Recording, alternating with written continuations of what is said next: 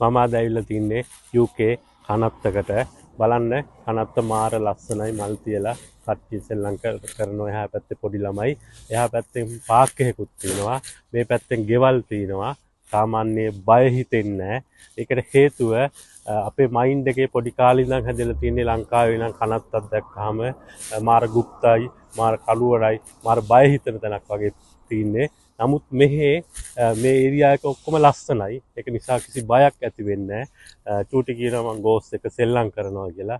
ඒ කියන්නේ මෙතෙන් තාම එහෙම බයක් ඇති වෙන්නේ නැති නිසා යා එහෙම කියන්නේ. ඒකට හේතුව මට හිතෙන විදිහට අපි පොඩි කාලේ ඉඳන් මයින්ඩ් එකේ හැදෙන්නේ කනත්තක් කිව්වහම গুপ্ত භයංකාර තැනක් වගේ අපිට ලංකාවේ හැඟෙන්නේ. නමුත් මෙහි ආවහම මේ ඒරියා එකම ලස්සනයි.